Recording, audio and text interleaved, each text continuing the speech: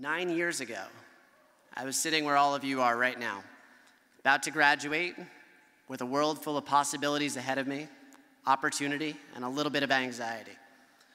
I worked hard in college, I earned my degree in marketing, and I had a great internship with Viacom. They had promised me a job when I graduated, and I felt like I had a plan, and everything was moving in the right direction. It was that very same year, 2008, that the economy tanked.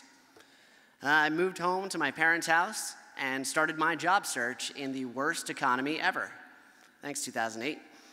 Home for me was Ocean Township, not too far from here. That summer, I worked full-time at my dad's moving company.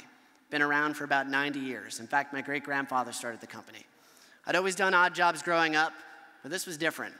I had to be in the loading dock at 5 a.m. every single morning and work till 4 p.m. Show of hands, who's ever worked on a moving truck before? Yeah, I didn't think so. It's not fun. I don't recommend it. Pretty much the worst job ever. I learned really quickly that summer what I didn't want to be doing for the rest of my life. Work smarter, not harder, right? That's what I needed to be doing. After 3 months of manual labor, I finally got a job. I got a job at a special event marketing company in North Jersey. Our client was Mercedes-Benz. I knew nothing about cars or golf, but this seemed like a pretty great idea. They first sent me to the Masters, where we rented out mansions for all their VIPs, and I was in charge of making sure that there was a chair available on the green so all the important people could watch Tiger Woods putt.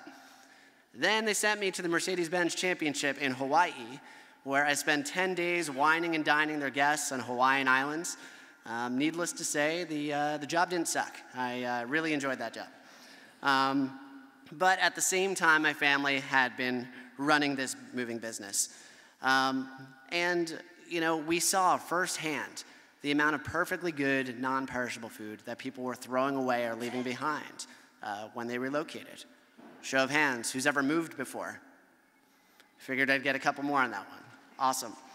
You see, moving is that opportunity, that time in people's lives where they take all of their belongings and throw it away. Food, clothing, furniture, you name it. And for us, it was that food, that non-perishable food, that really started to bug us. We put our heads together and we figured, let's just ask people if they wanted to donate their food when they moved. Seems simple enough. It's a question. Well, it turned out people got really excited about it. People really wanted to donate their food, and for the moving company, it turned out to be a pretty great sales tool. In just a month from asking this simple question, we collected 300 pounds of food. I took that food to the food bank in Monmouth and Ocean counties. It was my very first trip there. I'd never been to a food bank before. I took a tour, and they told me that there were 140,000 people just in these two counties that didn't have enough to eat. It blew my mind, completely blew my mind, because up till that point in my life, hunger was a problem that was very far away, something that affected people in Africa, or maybe a major city like New York or Los Angeles, but not in my county, not home. It was local, and it began to become very personal to me. And as I did more research, I realized that hunger was a problem that affected nearly every single community across the United States.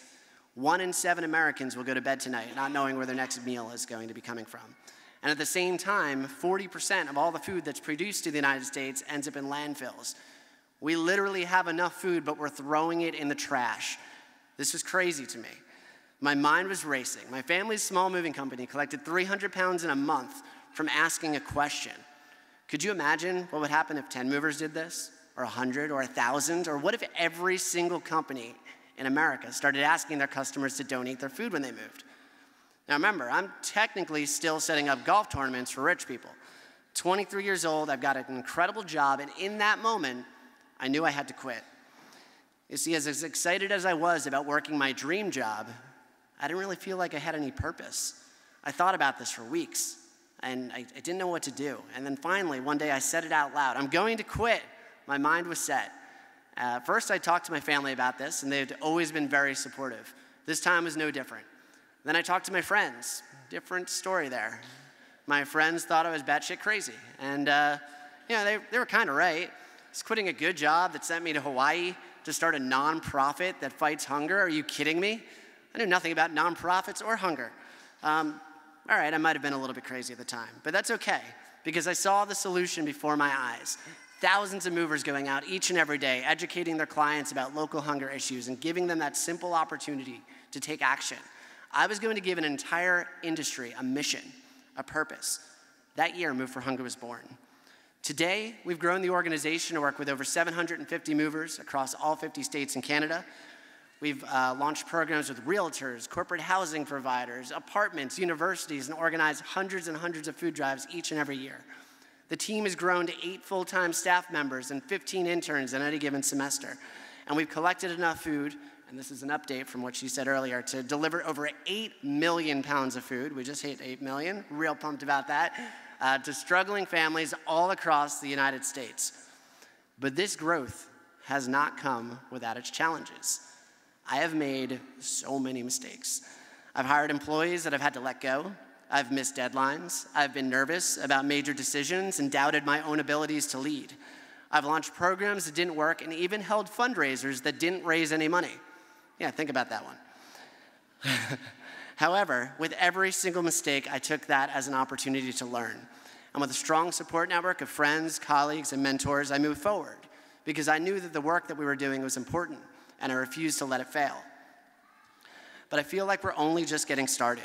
We're going to scale our process across the globe and create a system that is so sustainable that one day you won't even need a Move for Hunger. Because I believe that most nonprofits should exist to fix problems, not to keep themselves in business for years and years. Our goal is to make donating your food when you move as common sense as recycling. And if we shut our doors tomorrow, hundreds of moving companies across the country will continue picking up food and bringing it to food banks because we've changed the DNA of how these businesses function. So as all of you sit here today, about to receive your diplomas, I want you to be at ease. Your life will not go as planned because that is not the way the world works. You're going to work really, really hard, continue learning and growing and building relationships that will help you grow both personally and professionally. People will doubt you, and you're going to make a ton of mistakes along the way. But I want you to learn from those mistakes and hopefully fall forward rather than backwards. And while I don't recommend that all of you quit your jobs to start charities, I do recommend that you find purpose in whatever you do. Georgian University has provided you with the tools to get started. Compassion and service are 2 of the core values that have helped shape you during your time here. Carry these values with you as you step out the doors today. Now it's up to you to take the next step. The only way you can fail is if you let yourselves fail. So your goal is not to fail. Class of 2017, I look forward to seeing all of you succeed, and congratulations on this momentous achievement.